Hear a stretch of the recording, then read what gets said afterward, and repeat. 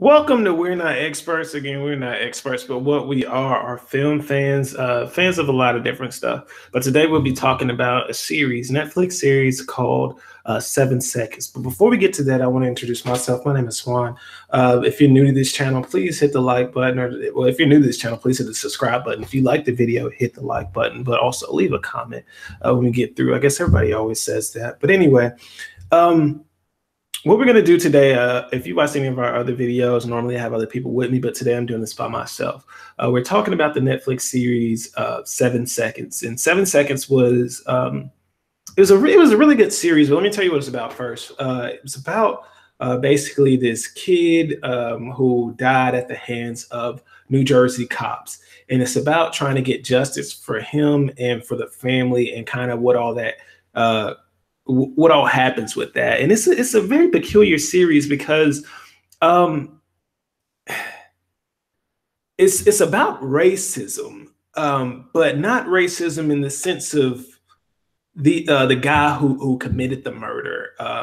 It's racist, but more so people devalued his life because he was Black. Not so much that they hated him because he was Black, but they didn't see him as a person because he was Black, and therefore didn't see him as a person that needed to be saved.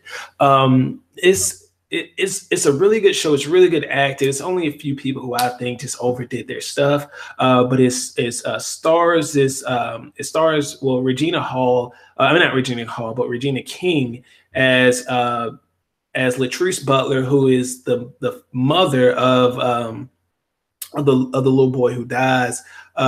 Claire Hope Ashady is KJ Harper, who is the ADA who is trying to get justice for the murder of this little boy, and Michael Mosley plays Fish Rinaldi, who is he's the cop who's actually on the side, or who's actually trying to help get justice for this kid. And this is a non-spoiler review, so I'm not going to go into details about what happened, but I will say this is very relevant to what's going on nowadays, especially we talk about police violence, we talk about police brutality, things of that nature. Well, this is taken from another perspective where it really just seemed like for most of the series, it seems like the guy who did everything, like he just kind of got in over his head.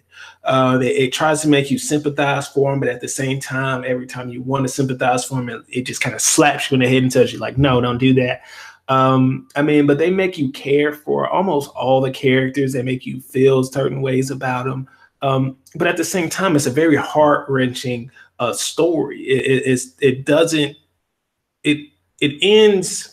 I don't want to say how it ends, but it plays out. The entire story plays out in a way that you would kind of think it would. You don't get many twists and turns, and oh my gosh, it's not like a Law and Order episode. It's not like one of these super thrillers. I mean, there are some twists and turns, but it's not predicated on that. The show is not about the twists and turns. It's really about these people in their lives during this trial, how it affects not only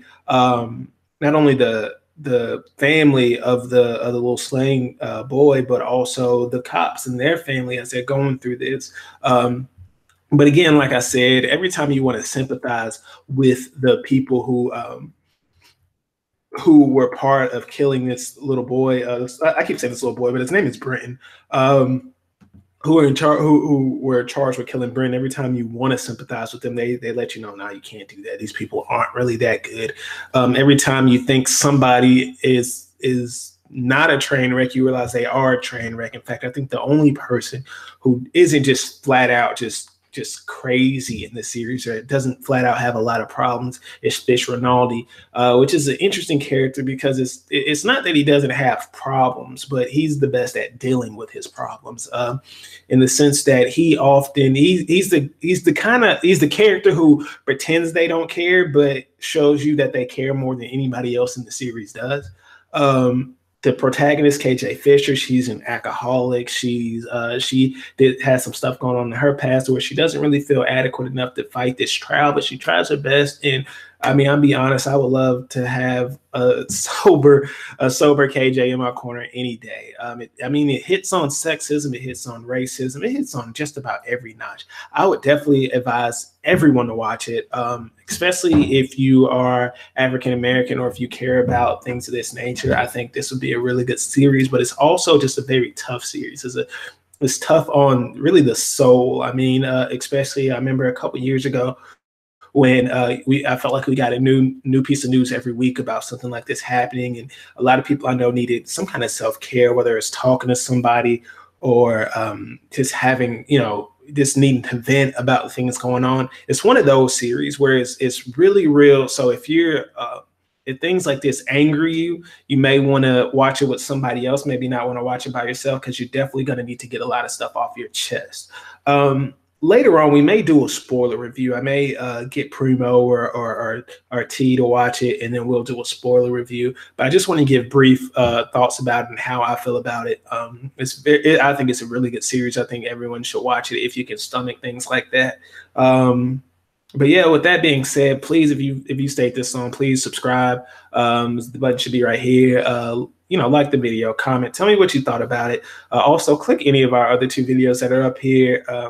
It really helps to support the channel, to help us to know what y'all like.